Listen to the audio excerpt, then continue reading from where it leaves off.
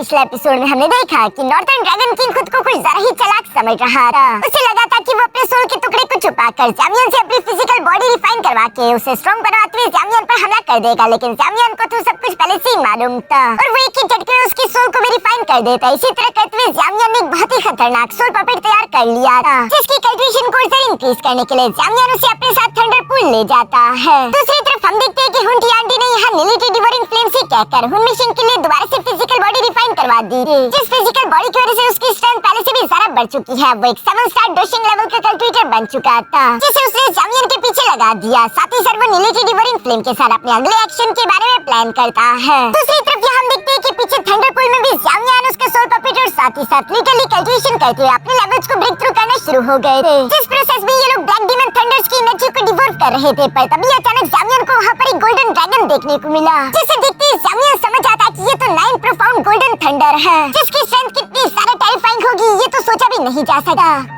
अब आगे तो नेक्स्ट एपिसोड की शुरुआत यहाँ पर बिल्कुल उसी सीन से शुरू होती है, जहाँ थंडरपूल का पानी साइडों पर हट चुका था और ज़ामियन को गहराई में मौजूद गोल्डन ड्रैगन देखने को मिलता है, जो कि एक प्लेटफॉर्म पर सोया हुआ था। उसके आसपास बहुत सारे ब्लैक डीमन थंडर्स भी थे। जिस गोल्डन ड्रैगन को पहचानते ही ज़ामियन कहता है कि ये तो बहुत ही पावरफुल पिल थंडर है, जो कि सिर्फ तभी समन होता है जब कोई क्लास 9 की गोल्डन पिल बनाता है। इसे 9 प्रोफाउंड गोल्डन लाइटनिंग कहते हैं। तभी अचानक लिटरली भी ज़ामियन की बॉडी से बाहर की तरफ निकल आया, जहाँ वो भी ये सब देख रहा था। दूसरी तरफ ज़ामियन अपने मन में सोच रहा था, ये थंडर फोर्स बहुत ही टेरिफाइंग पावर रखी है। अगर इसकी स्ट्रेंथ का अंदाजा लगाया जाए तो ये प्यूरिफाइंग डिमोनिक लोटस फ्लेम के बराबर की होगी, या फिर हो सकता है कि ये मिलिट्री डिवोरिंग फ्लेम जितनी ताकतवर हो, जो कि हेवनली फ्लेम रैंकिंग लिस्ट में सेकंड रैंक पर आती है। जब भी ये 9 प्रोफाउंड गोल्डन लाइटनिंग समन हुई, तब इसने पूरे हेवन और साथ ही साथ धरती को हिला डाला था। कोई मामूली डोशिंग लेवल का कल्टिवेटर तो इसके सामने एक सेकंड के लिए भी टिक नहीं सकता, वो फौरन से राख में बदल जाएगा। यहाँ जब ज़ामियन परेशान हो रहा था तो दूसरी तरफ हम देखते हैं कि लिटरली तो ये देखकर खुशी से पागल होने लगा और वो 9 प्रोफाउंड गोल्डन लाइटनिंग की तरफ बढ़ने लगा था, ताकि वो उसे भी डिवोर कर सके। लेकिन तभी अचानक ज़ामियन उसे पकड़कर पीछे की तरफ खींचते हुए कहता है कि इतनी भी जल्दबाजी मत करो। हाँ, बेशक ये गोल्डन ड्रैगन घायल जरूर लग रहा है, लेकिन अभी भी इसकी स्ट्रेंथ बहुत ही ज्यादा टेरिफाइंग है। इसकी बॉडी से निकलने वाला ऑरा मुझे लगता है कि जरूर 7 स्टार डोशिंग लेवल का होगा, क्योंकि ज़ामियन तो अभी 5 स्टार डोशिंग के मिड स्टेज पर था। इसलिए ज़ामियन सोच रहा था कि हम इसे नींद से जगाने की गलती नहीं कर सकते। अगर ये नींद से जाग गया तो हमारे लिए मुश्किलें पैदा हो जाएगी।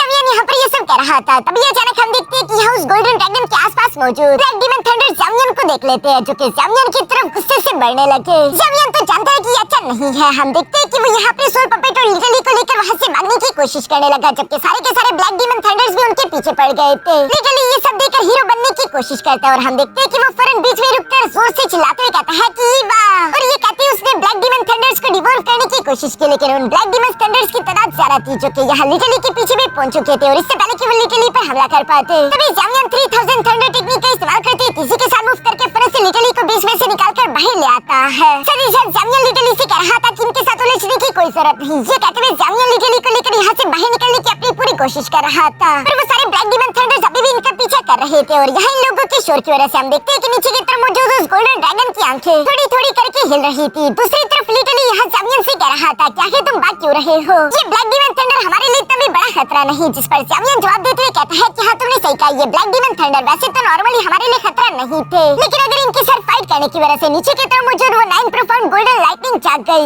इस गोल्डन ड्रैगन की स्ट्रेंथ कम से कम भी 7 स्टार डोशिंग लेवल की है, तो बताओ उसका मुकाबला कौन करेगा। ज़ामियन अभी यहाँ ये कह ही रहा था कि तभी अचानक एक पावरफुल गोल्डन प्रेशर इन लोगों पर पड़ना शुरू हो जाता है। जिस गोल्डन प्रेशर को महसूस करके तो ज़ामियन परेशान होते हुए कहता है कि नहीं, ये अच्छा नहीं हुआ। ज़ामियन का बस इतना कह रही था कि तभी अचानक ज़ामियन के पीछे वही गोल्डन ड्रैगन आ चुका था, जो कि नींद से जाग चुका है और वो गुस्से से दौड़ने लगा, जिसके दौड़ने से वहाँ पर काफी खतरनाक थंडर एनर्जी चारों तरफ फैलने लगी है, जिससे ज़ामियन अपनी फ्लेम की पावर का इस्तेमाल करते हुए ब्लॉक करने की कोशिश कर रहा था। साथ ही साथ वो फौरन से अपने सोल पपेट और लिटरली को लेकर यहाँ से भागने की कोशिश करने लगा। जिस दौरान हम देखते हैं कि ज़ामियन ने अपने बोन विंग्स भी बाहर निकाल लिए थे, ताकि वो अपनी रफ्तार को इंक्रीज कर सके। लेकिन चूंकि उस गोल्डन ड्रैगन की नजर अब ज़ामियन पर पड़ चुकी थी, तो वो उसे शायद जाने नहीं देने वाला, और इसीलिए हम देखते हैं कि वो अपने मुंह में गोल्डन एनर्जी इकट्ठा करते हुए फौरन से ड्रैगन ब्रेथ टेक्निक का इस्तेमाल करते हुए ज़ामियन पर अटैक कर देता है। जिस अटैक को ज़ामियन के लिए रोकना डिफिकल्ट था, इसलिए हम देखते हैं कि नॉर्थ किंग फौरन से सामने की तरफ आते हुए यहाँ उस एनर्जी अटैक को अपनी ही बॉडी का इस्तेमाल करते हुए ब्लॉक करने लगा। जिस तरह से हम देखते हैं कि यहाँ नॉर्थ किंग की बॉडी के अंदर भी यहाँ वो गोल्डन एनर्जी एब्सॉर्ब होना शुरू हो गई थी। जिस गोल्डन थंडर की वजह से उसकी बॉडी में क्रैक्स आने शुरू हो गए थे, साथ ही साथ उसकी कल्टिवेशन भी बढ़ने लगी है। ज़ामियन ये सब देख रहा था। दूसरी तरफ हम देखते हैं कि वो गोल्डन ड्रैगन अभी भी रुकने का नाम नहीं ले रहा था, बल्कि वो अपने सेकंड ड्रैगन ब्रेथ टेक्निक को रेडी करके ज़ामियन पर दोबारा से हमला करने के लिए तैयार होने लगा, जो देखकर ज़ामियन भी फिर से फीनिक्स एंड ड्रैगन ब्लड का इस्तेमाल इस्तेमाल करते हुए यहाँ अपनी बॉडी के सामने एक बहुत बड़ा ड्रैगन स्केल शील्ड क्रिएट कर देता है ताकि जैमियन उस ड्रैगन ब्रेथ टेक्निक को ब्लॉक कर सके, जो करने में जैमियन कामयाब भी हो जाता है। तभी अचानक हम देखते हैं कि कुछ ग्रीन कलर की स्पिरिचुअल एनर्जी इकट्ठा होते हुए यहाँ उस गोल्डन ड्रैगन की बॉडी के अंदर इंटर होने लगी, जो देखकर तो उस गोल्डन ड्रैगन ने भी मजबूरी में हमला करना बंद कर दिया और वो वापस से नीचे की तरफ जाते उसी अल्टर पर जाकर सोने लगता है, जहाँ पर हम देखते हैं कि बिल्कुल पहले की तरह एक बार फिर से ब्लैक डीमन थंडर्स ने उससे गार्ड करना शुरू कर दिया। जैमियन भी ये सब देख रहा था, वो फिर से अपने सोल पपेट को अपने स्टोरेज बैग के अंदर रखते हुए अपने बोन विंग्स डीएक्टिवेट कर देता है और वो यहाँ से बाहर जाने की सोच रहा था, पर तभी अचानक उसने नोट किया स्पिरिचुअल एनर्जी इकट्ठा होते हुए यहाँ उस गोल्डन ड्रैगन की बॉडी के अंदर इंटर कर रही थी, जो देखकर जैमियन कहने लगा कि अच्छा तो ये बात है, ये 9 profound golden lighting spiritual energy अपनी बॉडी के अंदर इकट्ठा कर रही है, इसी वजह से ये इस कमजोर हालत में पहुंच गई। हालांकि वो भी इतना ज्यादा ताकतवर है, लेकिन फिर भी ये उसकी सबसे ज्यादा कमजोर स्टेट है और ये काम असल में 9 प्रोफाउंड गोल्डन लाइटिंग इसलिए कर रही है ताकि वो अपनी इंटेलिजेंस क्रिएट कर सके, जैसे कि प्यूरिफाइंग डिमोनिक लोटस फ्लेम के पास और नीली की डिवोरिंग फ्लेम के पास अपनी इंटेलिजेंस है। दूसरी तरफ जैमियन भी यहाँ पर उस गोल्डन ड्रैगन को देखते हुए अपने मन में कह रहा था क्योंकि ये इस कमजोर स्टेट में मौजूद है तो ये बिल्कुल परफेक्ट अपॉर्चुनिटी होगी, अगर मैंने इसे अपना गुलाम बना लिया तो ये फाइट में मेरा ट्रम्प कार्ड बन सकता है। जैमियन की ये बात सुनकर तो लिटिली भी काफी ज्यादा खुश हो गया था और वो खुशी के साथ ये बात चिल्लाते हुए तेजी से उस गोल्डन ड्रैगन की तरफ बढ़ने लगा था, पर तभी अचानक जैमियन उसे रोकते हुए कहता है कि रुक जाओ, मैं तो बस सिर्फ बोल रहा था, अगर हमने इस तरह से इसकी पावर को डिवोर्व कर लिया तो बताओ क्या आखिर हम उन हाल ऑफ सोल वालों से अलग कैसे होंगे। हमने भी तो इस गोल्डन ड्रैगन की कमजोरी का फायदा उठाते हुए जबरदस्ती इसकी फोर्स को डिवोर्व किया होगा। तो सुनकर तो लिटिली का मुंह बन जाता है, वो अपने मन में सोच रहा होगा कि ये बंदा और इसके असुल ये किसी दिन हमें मरवाएंगे। यहाँ जब ये दोनों इसी तरह की बातें कर ही रहे थे तभी अचानक हम देखते हैं कि वो गोल्डन ड्रैगन दोबारा से होश में आ गया और वो दर्द से तड़पते हुए हवा में आने शुरू कर देता, जहाँ उसकी बॉडी से काफी खतरनाक एनर्जी अनलीश हो रही थी।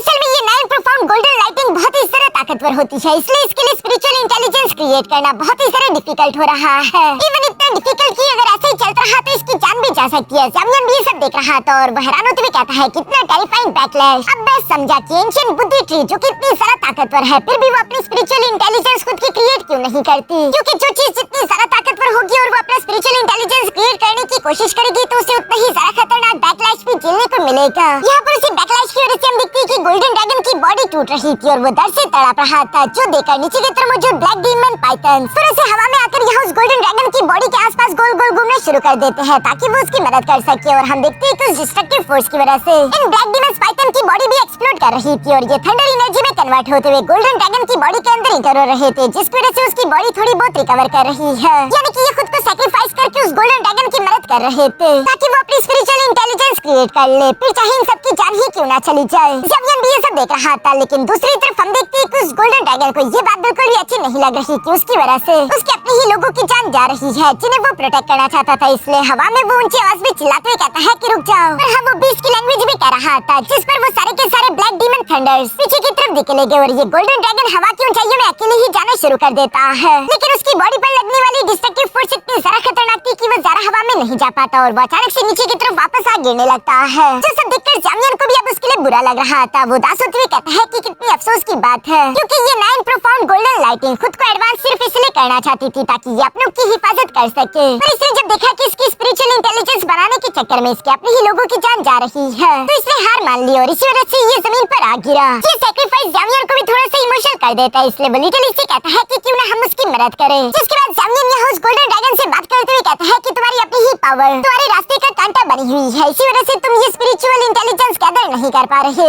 इसलिए मुझे लगता है कि अगर तुम अपनी पावर्स को त्याग दो तो उसकी वजह से तुम आसानी के साथ अपनी स्पिरिचुअल एनर्जी को गैदर करके स्पिरिचुअल इंटेलिजेंस क्रिएट कर पाओगे, वरना तुम भी अच्छे से जानते हो कि इस बैकलैश की वजह से तुम जान से मारे जाओगे। गोल्डन ड्रैगन भी जानता है कि ये इंसान जो भी कह रहा है वो बिल्कुल सच है, इसलिए वो शांति से लेट गया था।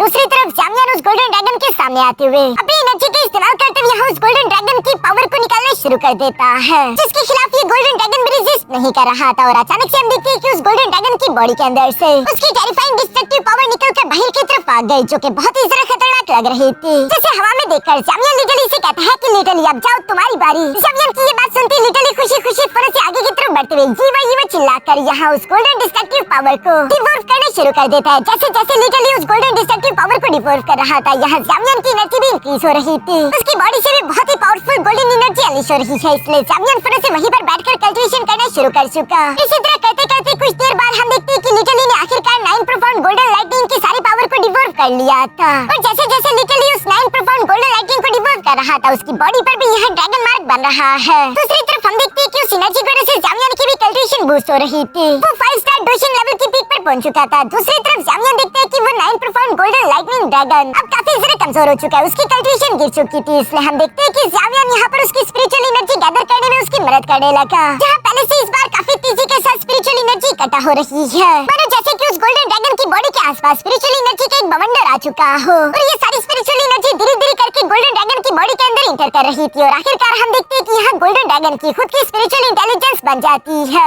जिसे कामयाब होते हुए देखकर जामियन भी बहुत ज्यादा खुश हो गया था। दूसरी तरफ वो गोल्डन ड्रैगन भी खुश होते हुए जामियन के पास आकर उसके आसपास घूमने लगा, जैसे मानो वो जामियन का शुक्रिया अदा कर रहा हो। दूसरी तरफ जामियन भी उसके सर पर हाथ फेरते हुए कहता है कि कांग्रेचुलेशन, अब इस पूरे के पूरे हेवन एंड अर्थ में तुम वो अकेले 9 प्रोफाउंड गोल्डन लाइटिंग हो जिसके पास अपनी स्पिरिचुअल इंटेलिजेंस है। जो सब कहने के बाद जामियन लिटरली को लेते हुए यहाँ उस गोल्डन ड्रैगन को अलविदा करके फौरन थंडरपूल से वापस की तरफ रवाना हो गया। इसके बाद सीन शिफ्ट होकर दूसरी तरफ ईस्टर्न आइलैंड पर आ जाता है, जिसका नाम अब चेंज कर दिया गया था। अभी ये कंप्लीट ड्रैगन आइलैंड है, कोई भी east west north and south नहीं है, बल्कि ये है कंप्लीट ड्रैगन आइलैंड, क्योंकि जिया ने चारों आइलैंड्स को रीयूनाइट कर दिया था। इसी वजह से एंशिएंट वर्ल्ड ड्रैगन क्लैन की तरक्की बहुत ही तेजी से हो रही थी। इनके सोल्जर्स की तादाद भी पहले से कई गुना ज्यादा तेजी के साथ बढ़ने लगी है, क्योंकि चारों ड्रैगन आइलैंड के जितने भी सोल्जर्स थे अब वो कंबाइन होकर एक हो चुके हैं। और ऐसे भी बहुत सारे ड्रैगन सोल्जर्स थे जिन्होंने किसी भी आइलैंड का साथ नहीं दिया था, वो पूरी तरीके से अलग थे क्योंकि वो लड़ना नहीं चाहते थे। और अब चूंकि सब कुछ ठीक हो चुका है तो वो सब भी वापस आ गए। जामियन ये सारी तरक्की देखकर खुश होते हुए कह रहा था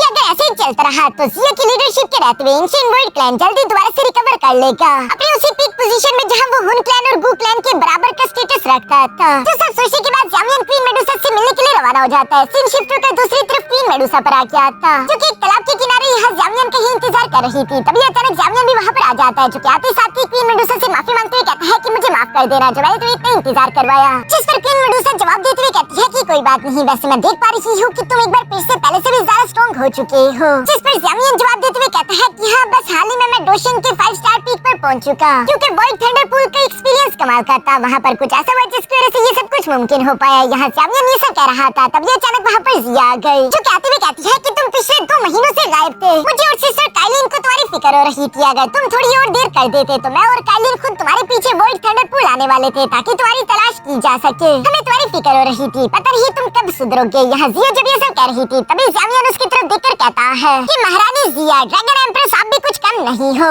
मैं सिर्फ 2 महीनों के लिए क्या गया, आपने तो पूरे के पूरे एंशिएंट वर्ल्ड क्लैन का हुलिया ही बदल कर रख दिया। मैंने सोचा नहीं था कि ड्रैगन आइलैंड इतनी जल्दी इस हद तक रिकवर कर लेगा। अपनी तारीफ सुनकर जिया भी खुश होते हुए कहती है कि हाँ, मेरे होते हुए तो ये होना ही था। जामियन भी दूसरी तरफ खुश होते हुए कहता है कि चलो अच्छा ही है कि एंशिएंट वर्ल्ड क्लैन की ट्रेन दोबारा से पटरी पर आ चुकी है। तुम्हारी लीडरशिप के होते हुए ये लोग यकीनन और ज्यादा तरक्की करेंगे। जो सब कहने के बाद जामियन क्वीन मेडुसा की तरफ देखकर कहता है कि अब हमारे अलायंस वापस जाने का समय आ चुका है, इसलिए हम दोनों को भी निकलना चाहिए। जो सुनकर जिया हैरान होते हुए कहती है कि इतनी जल्दी। वैसे तो वो जामियन को रोकना चाहती थी, लेकिन चूंकि वो सोचती है कि स्काई मैंशन अलायंस ने अभी हाल ऑफ सोल से लड़ाई की है और उन्हें हराया है, तो उनके लिए फिलहाल ये एक नाजुक समय है। किसी भी टाइम हाल ऑफ सोल वापस से कमबैक करते हुए आ सकता है। इसलिए जामियन, वाकई में तुम यहाँ पर रहना अफोर्ड नहीं कर सकते, तुम्हें स्काई मैंशन अलायंस ही जाना होगा। पर जाने से पहले मैं तुम्हें कुछ देना चाहती हूँ। और ये कहती जिया ने अपने पास से एक टोकन निकाल लिया था, जिसे वो जामियन को देते हुए कहती है कि ये है एंशिएंट वर्ल्ड ड्रैगन ट्राइब का अलायंस टोकन। जब जामियन तुम वापस से स्काई मैंशन अलायंस चले जाओ तो प्लीज ये अलायंस टोकन अपने मास्टर याओलाओ को दे देना। उन्हें बता देना कि हमारा एंशिएंट वर्ल्ड क्लैन भी अब से स्काई मैंशन अलायंस का हिस्सा है, यानी कि एंशिएंट वर्ल्ड क्लैन भी स्काई मैंशन अलायंस का हिस्सा बनना चाहता था। जिस पर जामियन कहता है, लेकिन तुम जानती हो ना कि एंशिएंट वर्ल्ड ड्रैगन ट्राइब अभी ही इतने बड़े प्रोसेस से गुजरा है। तुमने बड़ी मुश्किल से इन चारों ड्रैगन आइलैंड को रीयूनिफाई किया है, तो मुझे लगता है कि फिलहाल तुम लोगों को आराम और रिकवरी पर फोकस करना चाहिए। सेंट्रल प्लेन के मसलों के लिए इतनी ज्यादा उतावली मत हो। और मुझे लगता है कि तुम्हारी लीडरशिप के लिए ये फैसला बिल्कुल भी ठीक नहीं होगा, क्योंकि हो सकता है कि इस फैसले की वजह से तुम्हारे क्लैन के लोग तुम्हारे खिलाफ हो जाए। जिस पर क्वीन मेडुसा भी एग्री करती थी और वो जिया से कहती है कि हाँ, इस मामले में जल्दबाजी नहीं करनी चाहिए। पर जिया ये सब सुनकर जबरदस्ती वो अलायंस टोकन यहाँ जामियन के हाथ में देखते हुए कहती है कि इतनी बकवास मत करो, इसे ले लो। वैसे भी ये फैसला मैंने अकेले नहीं किया, बल्कि पूरे के पूरे एंशिएंट वर्ल्ड क्लैन ने मिलकर फैसला लिया है। वैसे भी एंशिएंट वर्ल्ड क्लैन ने हमेशा अच्छाई का बदला अच्छाई से दिया है। तुमने 2 बार हमारे एंशिएंट वर्ल्ड क्लैन को तबाह होने से बचाया है। हम लोग किसी का भी एहसान नहीं रखते, ना तो हमारे एंशिएंट वर्ल्ड क्लैन के लोग कभी भी इस एहसान को भूलेंगे। इसलिए अगर फ्यूचर में तुम कभी भी जामियन किसी भी मुश्किल में फंसाओ तो तुम हमें याद कर सकते हो, क्योंकि एंशिएंट वर्ल्ड क्लैन हमेशा तुम्हारा दोस्त रहेगा। हम तुम्हारे लिए अपनी अपनी जान भी देने के लिए तैयार है। जामियान तो ये सुनकर काफी जरा खुश हो जाता है। वो अपने मन में खुश होते हुए जिया की तरफ देखकर कह रहा था कि ये लड़की कितनी बड़ी हो चुकी है, इसका बचपना खत्म हो गया। यहाँ जामियान जब ये सब सोच रहा था तभी अचानक जिया मुस्कुराते हुए कहती है कि वैसे ये अल्फाज मेरे नहीं है, ये सब कुछ तो हमारे एल्डर्स ने कहा था, मैंने तो बस सिर्फ उन्हीं की बातें रिपीट करके यहाँ तुम्हें चेप दी। जो सुनकर जामियान भी मुस्कुराते हुए यहाँ उस टोकन को अपने पास रखकर कहता है कि अच्छा ठीक है, मेरी तरफ से सारे एल्डर्स को ग्रीट जरूर करना और अगर मुझे मौका मिला तो मैं वापस एंशिएंट वर्ल्ड क्लैन तुमसे मिलने के लिए जरूर आऊंगा। अभी काइलिन और मुझे यहाँ से रवाना होना होगा। जो कहते हैं जामियान यहाँ जिया को अलविदा करके पीछे की तरफ पलटते हुए एक पोर्टल ओपन कर देता है जिसमें क्वीन मेडुसा और जामियान जाने लगे थे। पीछे की तरफ से यहाँ जिया भी हाथ हिलाते उन्हें अलविदा कर रही थी, साथ ही साथ उसके चेहरे पर उदासी साफ साफ देखी जा सकी है। जहाँ वो जामियान से अलग होने पर जरा भी खुश नहीं थी। इसके बाद सीन शिफ्ट होकर दूसरी तरफ स्टार फॉलिंग पिलियन पर आ जाता है। जामियान क्वीन मेडुसा के साथ वापस लौट आया था और वो मास्टर याओलो को देखकर फिर से उन्हें ग्रीट करने लगा। मास्टर याओलो भी जामियान को वापस आता हुआ देखकर खुश होते हुए कहता है तो आखिरकार तुम वापस आ गए। साथ ही वो क्वीन मेडुसा की तरफ देखकर कहता है तो तुम्हारा भी लेवल ब्रेक थ्रू हो गया है। मुझे देखकर अच्छा लगा। क्वीन मेडुसा जानती थी कि मास्टर याओलो और जामियान अकेले में बात करना चाहेंगे, इसलिए वो इन दोनों को अकेला छोड़कर वहाँ से चली गई। जिसके जाने के बाद जामियान यहाँ पर सबसे पहले मास्टर याओलो से यही सवाल करता है कि इस अरसे में कहीं अलायंस पर कोई खतरा तो नहीं आया था, अलायंस सेफ तो है ना। जिस पर मास्टर याओलो जवाब देते हुए कहता है कि जब तुम चले गए थे और लंबे अरसे तक वापस नहीं आए तो मुझे तुम्हारी फिक्र होने लगी थी, इसलिए मैंने पॉइजन गर्ल और मिस किनलिन को तुम्हारे पीछे नाइनसीलिन डीप अंडरग्राउंड पाइथन ट्राइब भेज दिया था ताकि वो दोनों वहाँ की सिचुएशन का पता लगा सके। और मुझे जानने को मिला कि तुम तो वहाँ से एंशिएंट वर्ल्ड ड्रैगन क्लैन जा चुके हो,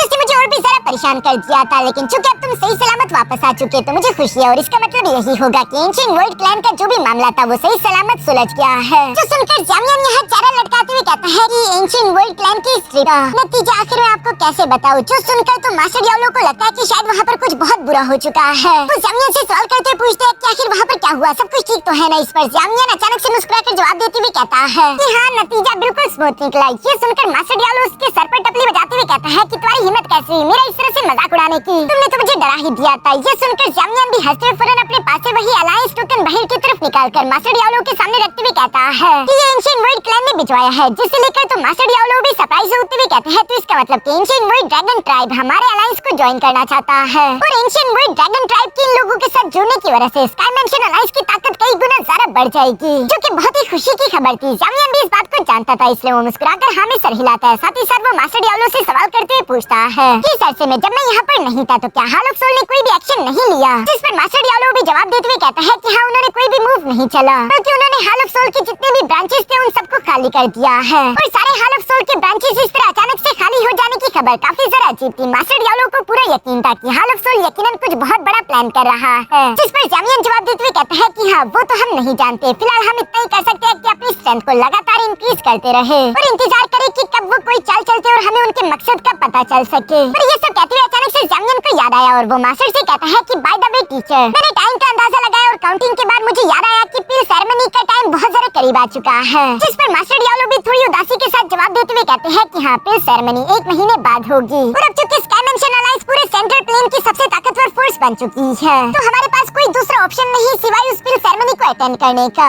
ये कहते हुए मास्टर याओलो साथ ही साथ जामियान को ये भी बताने लगे कि मेरे पेरेंट्स ने मरने से पहले सिर्फ एक ही ख्वाहिश पीछे छोड़ी थी, वो चाहते थे कि उन दोनों का नेम भी याओ क्लैन के एंसेस्ट्रल टैबलेट पर लिखा जाए। जो सुनकर जामियान सवाल करते हुए पूछता है कि क्लैन एंसेस्ट्रल टैबलेट्स पर नेम लिखने की आखिर क्या रिक्वायरमेंट है। जिस पर मास्टर याओलो जवाब देते हुए कहता है कि एंसेस्ट्रल टैबलेट पर सिर्फ उन्हीं का नाम लिखा जाता है जिन्होंने क्लैन में बहुत बड़ी अचीवमेंट्स हासिल की हो। याओ क्लैन के हर एक मेंबर की यही ख्वाहिश होती है, उनका फाइनल गोल यही होता है कि वो एंसेस्ट्रल टैबलेट पर अपना नाम लिखवाए। मैंने भी बहुत लंबे अरसे जब क्लैन को छोड़ दिया था मैं कभी पलटकर वापस नहीं गया और इतने अरसे बाद जब मैं लौटकर वापस याओ क्लैन जा रहा हूँ तो मेरी सिर्फ यही ख्वाहिश है कि मैं उस एंसेस्ट्रल टैबलेट पर अपने पेरेंट्स के नाम लिखूं। लेकिन याओ क्लैन के कुछ ऐसे लोग हैं जो कि मेरे रास्ते में रुकावट बनकर खड़े रहेंगे और वो ये काम मुझे करने नहीं देने वाले किसी भी कीमत पर। जो सुनकर तो जामियान अपने मास्टर याओलो की तरफ आते हुए कहता है कि बस सिर्फ आप इस ट्रिप की तैयारियां करें, बाकी आप सब कुछ अपने डिसाइपल पर छोड़ दे। यानी कि जामियान ने ठान ली थी कि वो मास्टर याओलो की इस ख्वाहिश को पूरा करेगा। दूसरी तरफ मास्टर याओलो भी जामियान की तरफ देखते हुए अपने मन ही मन में खुश होते हुए कह रहे थे कि जामियान, जो कि मुझे बचपन में कमजोर हालत में मिला था, अब देखो वो कितना खतरनाक हो चुका है, जो कि हेवन तक के खिलाफ टिका है। जामियान वाकई में बहुत जिद्दी लड़का है। जो सब कहते हुए मास्टर याओलो को जामियान पर प्राउड हो रहा था। और यहाँ इसी जबरदस्त सीन के साथ हमारा ये एपिसोड यहीं पर खत्म हो गया।